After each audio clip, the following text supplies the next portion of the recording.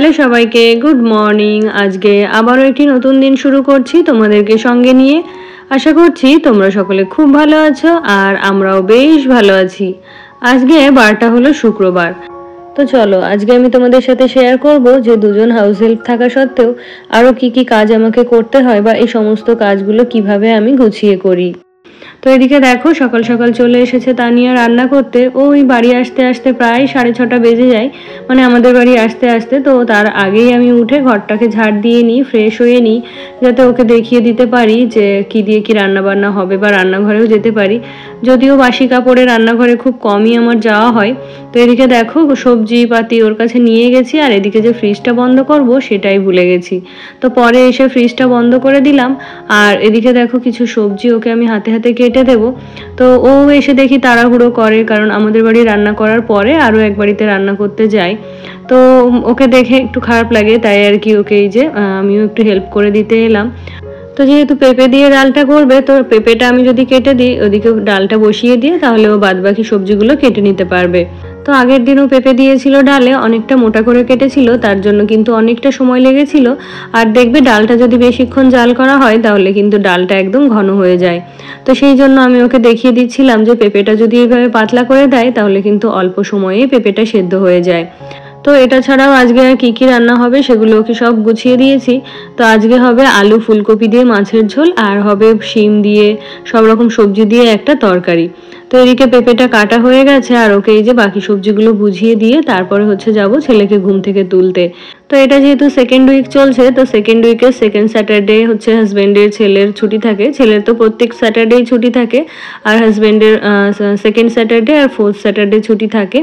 তো সেই জন্য আজকে হচ্ছে ওদের অফিস বা স্কুলের লাস্ট দিন, মানে এই সপ্তাহে। তো এই যে রান্না বান্না এদিকে কমপ্লিট হয়ে গেছে, তানিও অনেকক্ষণ আগে বেরিয়ে গেছে। তো এখন আমি চলে এলাম হাজব্যান্ডকে খাবার দিতে। তো ও খেয়ে বেরোবে, আর এখন ঘড়িতে ওই 8:30 মতো বাজছে। তো ওদিকে ছেলেকে বই পড়াচ্ছিলাম, তো হাজব্যান্ডও দেখলাম স্নান সেরে রেডি হয়ে গেছে। তো এদিকে ওর ভাতটা ধরে দিলাম। আর এই যে তোমাদেরকে বললাম যে আজকে কি কি রান্না হয়েছে, তো হাজব্যান্ডের জন্য তো একটা মাছ ভাজা রাখা হয়েছে, আর এখানে রয়েছে ওই যে শিম দিয়ে সব রকম সবজি দিয়ে একটা তরকারি, আর এখানে রয়েছে ওই যে পেঁপে দিয়ে ডাল, আর রয়েছে আলু ফুলকপি দিয়ে মাছের ঝোল। তো এই যে হাজব্যান্ডের খাবারটা তো বেড়ে দিলাম, আর এখন হচ্ছে হাজব্যান্ডের জন্য ছেলের জন্য একটু ফল কেটে নেব। তো একসঙ্গে হচ্ছে ফলটা কেটে নিই, না হলে বারবার ফল কাটতে খুবই বিরক্ত লাগে। তো এই যে দুটো ফল একসাথে কাটবো, এখানে হাজব্যান্ড ছেলে আমাদের সকলেরই হয়ে যাবে। তো ফলটা কেটে এখনো কিছুক্ষণ ছেলেকে পড়াতে বসবো। তো এখন ওই যে বললাম 8:30 মতো বাজছে, তো ওকে ওই 9টার সময় ছাড়লেই 9টা থেকে 9:30টার মধ্যে আর কি স্নান, তারপরে বাথরুমে যে সমস্ত কাজকর্ম থাকে সবই কিন্তু কমপ্লিট করে নিতে পারে। তারপরে ওকে রেডি করিয়ে দিয়ে খাইয়ে ওই 10:10-15 মধ্যে ওর গাড়িটা চলে আসে। তো অনেকটা সময় নিয়ে ধীরে সুস্থে আর কি সমস্ত কাজ গুছিয়ে নিতে পারি।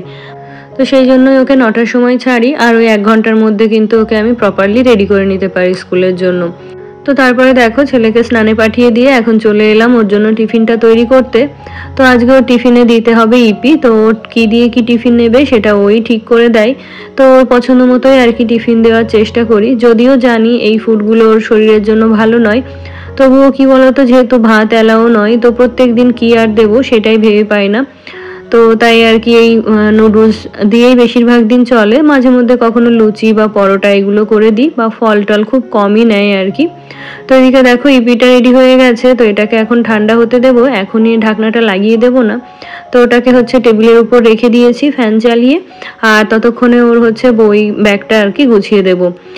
আর ওর যেহেতু সামনেই পরীক্ষা, তো স্কুল থেকে ওর যে সমস্ত কপিগুলো, মানে টেস্ট পরীক্ষা হয়, সেই সমস্ত কপি তো জমা থাকে সারা বছর। তো এখন যেহেতু ওর সেশন শেষ হতে চলেছে, তো সমস্ত কিছুই আর কি ফেরত দিয়ে দিয়েছে। তাছাড়াও ক্লাসে যে সমস্ত রিভিশনগুলো করানো হয় সেগুলো কিন্তু দেখে বাড়িতে ওর প্র্যাকটিস করাতে হচ্ছে। তো সেই জন্য সমস্ত বই খাতা মিলেমিশে এখানে একাকার হয়ে আছে। তো এই যে যতদিন না পর্যন্ত পরীক্ষাটা শেষ হচ্ছে ততক্ষণ কিন্তু এই এতগুলো বই খাতা নিয়ে ওকে পড়তে বসতে হয়।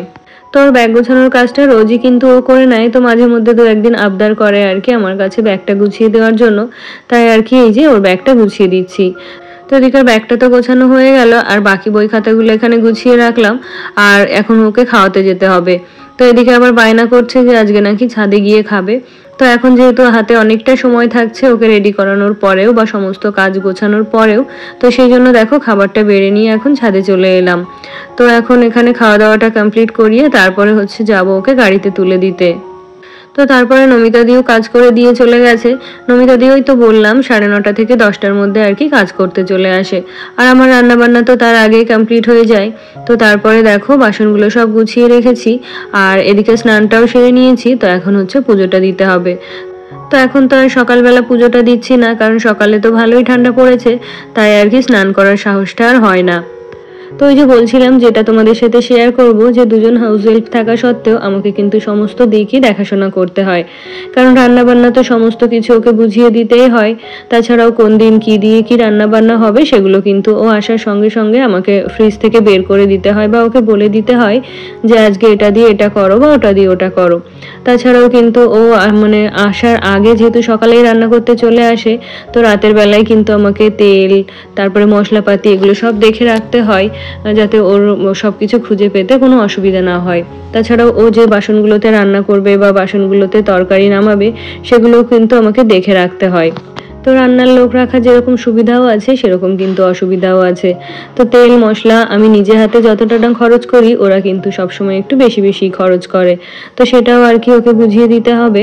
আর এদিকে হচ্ছে নমিতাদি ঘর মুছে যাওয়ার পরে, বাসনগুলো ধুয়ে দিয়ে যাওয়ার পরে, সেগুলো তো তোমরা দেখেইছো, ওগুলোকে আমাকে আলাদা করে আবার শুকাতে দিতে হয়।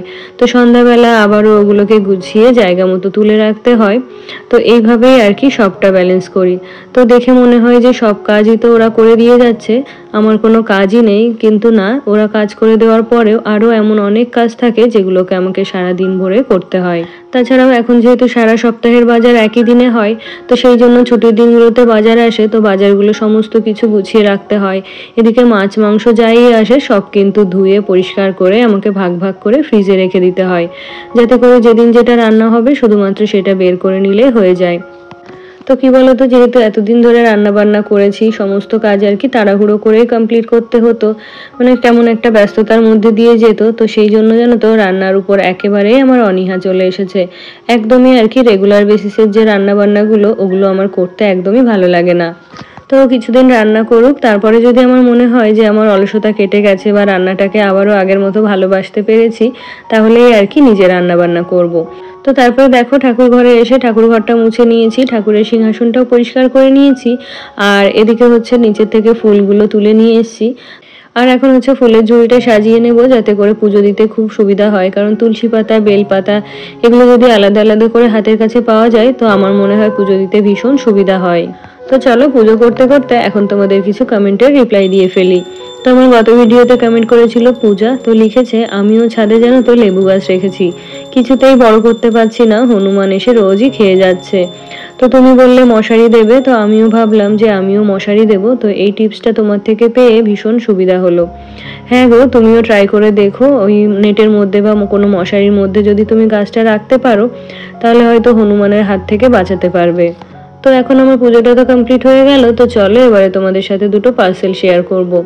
তো কিছুদিন আগে মিশো থেকে আমি এই যে ডাইনিং টেবিলের যে চেয়ারগুলো হয় তার কিছু কভার অর্ডার করেছিলাম। তো মিশো থেকে আমি খুব একটা পারচেস করি না, কারণ মিশোর প্রোডাক্ট কোয়ালিটি আমার খুব একটা ভালো লাগে না। তো অন্যান্য অ্যাপে দেখলাম এই চেয়ার কাভারেরগুলো প্রাইসটা অনেকটাই হাই, তো মিশোতে দেখলাম একটু রিজনেবল প্রাইসে পেলাম। আর যেহেতু একটু রাফ ইউজ করব, তো সেই জন্যই আর কি কোনো কিছু না ভেবে আর কি চেয়ারের কাভারগুলো কিনে নিলাম। আর এটা হলো একটা সার্ভিং বোল সেট, তো এটা আমি অ্যামাজন থেকেই নিয়েছি। তো কি বলতো, এখন যেহেতু শীতের সময়, তো খাবার দাবার খুব তাড়াতাড়ি ঠান্ডা হয়ে যায়, আর খাবারটা সবসময় আর কি গরম করে খেতে হয়। তো আমি আগে যে মাইক্রোওয়েভে গরম করতাম যে বাটিগুলোতে, ওগুলো হলো প্লাস্টিকের। তো প্লাস্টিকের বাটিতে খাবার গরম করে খাওয়া কিন্তু ভীষণই স্বাস্থ্যের জন্য ক্ষতিকর। তো সেই জন্য আমি এরকম প্লাস্টিক কোটিং কিন্তু ভিতরে স্টিলের সার্ভিং বোল আর কি নিয়ে নিয়েছি। এগুলো হলো মাইক্রোওয়েভ সেফ। তো এর সঙ্গে এই যে প্লাস্টিকের কতগুলো লিডও রয়েছে, তো বাটিটায় লিডগুলো ছাড়া কিন্তু মাইক্রোওয়েভে দেওয়া যাবে। তো আমার হাউসহেল্প নমিতা দি বলছিল যে চেয়ারের কাভারগুলো সুন্দর হয়েছে, তবে তো মানে যেহেতু আমি খাওয়া দাওয়া পারপাসে ডাইনিং টেবিলের জন্য ইউজ করছি, তো সেই জন্য একটু ডার্ক কালার হলে বেশি ভালো হতো, কারণ এখানে খাবার দাবার পড়তে পারে বা তরকারির দাগ টাগ লেগে যেতে পারে। তো কি বলতো, আমার সবসময় একটু সোভার কালারই পছন্দ হয়, সাদা জিনিসই আমার বেশি ভালো লাগে দেখতে, তাই আর কি এই অফ হোয়াইট কালারটা নিয়ে নিয়েছি। তো দেখো একটা চেয়ারে পরিয়ে দিয়েছি, ফিটিংসটা বেশ ভালোই হয়েছে, আর আরেকটাতেও পরিয়ে দিচ্ছি। তো জানি না কতদিন কিরকম হবে বা এগুলো লাস্ট পর্যন্ত কিরকম থাকবে। আর আমার গত ভিডিওতে আরও কমেন্ট করেছিল বি উইথ বিউটি থেকে, তো জানতে চেয়েছে আমি ভয়েস রেকর্ড করার সময় কোন মাইক্রোফোন ইউজ করি। তো দিদিভাই হয়তো আমার আগের ভিডিওটা দেখেনি, আমি আগের ভিডিওতে তোমার এই কমেন্টের রিপ্লাই দিয়ে দিয়েছি যে আমি ভয়েস ওভার দেওয়ার সময় কোনো মাইক্রোফোনই ইউজ করি না। যদিও একটা সময় আমি মাইক্রোফোন কিনেছিলাম, তবে আমার মনে হয় ডিরেক্ট ফোন থেকে ভয়েস ওভার দিলে ভয়েস ওভারটা খুব ভালো হয়। আমি যেহেতু ইনশর্ট থেকে ভিডিও এডিট করি, তো ইনশর্টে ডিরেক্ট ভয়েস ওভার দিই, আর ওখানে দেখবে ডিনয়েজ বলে একটা অপশান থাকে, তো ওটাকেই অ্যাক্টিভেট করে দিলে ভয়েসটা কিন্তু অনেকটা ক্লিয়ার হয়ে যায়। তো তারপরে হাজব্যান্ড ফোন করে বললো সন্ধ্যাবেলা একটু রেডি হয়ে থাকতে, আর এদিকে ছেলেও বায়না করছিল যে মোমো খাবে। তো তারপরে দেখো আমরা বেরিয়েছিলাম মোমো খেয়ে, আইসক্রিম খেয়ে, আর কিছু আইসক্রিম নিয়ে এই যে এখন বাড়ি চলে এসেছি। তো তারপরে দেখো বাড়ি ফেরার সময় কিছু আইসক্রিম বাড়িতেও নিয়ে এসেছি। তো এখানে হাজব্যান্ডকে বলছিলাম যে আমাকে না বলে কিন্তু একটা আইসক্রিমেও হাত দেবে না, কারণ আমি এগুলো কারোর সাথে শেয়ার করব না। আর ছেলে যেহেতু এই আইসক্রিমগুলো পছন্দ করে না, তো ওর জন্য চকোবার আনা হয়েছে, আর আমার জন্য এগুলো। তো যদি কখনো মন চায় তাহলে হাজব্যান্ডকে হয়তো এখান থেকে দু একটা দিতে পারি, তো সেটাই আর কি হাজব্যান্ডকে বলছিলাম। আর আমার গত ভিডিওতে আরও কমেন্ট করেছিল মনির সংসার থেকে দিদিভাই, তো লিখেছে খুব ভালো লাগলো, তো থ্যাংক ইউ দিদিভাই। আর কমেন্ট করেছিল নিপাস ডেইলি লাইফ থেকে দিদিভাই, তো লিখেছে খুব সুন্দর ভিডিও বন্ধু, তো অনেক ধন্যবাদ দিদিভাই তোমাকে। তো তারপরে তোমাদের সাথে দেখা হচ্ছে রাতের বেলা, যদিও আমাদের ডিনার হয়ে গেছে। তো আজকে যেহেতু ফ্রাইডে নাইট, তাই কিন্তু আজকে আমরা একটু রাত জাগবো, মানে ওই একটু সিনেমা দেখবো নেটফ্লিক্সে যেগুলো হয় আর কি। তো ওই যে যেহেতু স্যাটারডে সানডে হাজবেন্ড একটু বেশি সময় পাবে ঘুমানোর, তো আজকে রাত জাগলেও খুব একটা অসুবিধা হবে না, কারণ সকালবেলা ঘুম থেকে ওঠার অতটাও তাড়া থাকবে না। তো এদিকে হাজবেন্ড বললো একটুখানি পপকর্ন খাবে, তো এক প্যাকেটই করে নিলাম যেহেতু আমরা ডিনার করেছি। তো এটা কিন্তু খুব ইজি আর টেস্টি একটা খাবার। তো ইনস্ট্যান্ট বাজারে যে পপকর্নগুলো ভেজে দেয় ওগুলো কিন্তু খেতে এতটাও ভালো লাগে না, এটা কিন্তু ভীষণ ভালো লাগে খেতে। তো আজকে তবে এই পর্যন্তই, তোমাদের সাথে দেখা হচ্ছে নেক্সট ভিডিওতে। টাটা।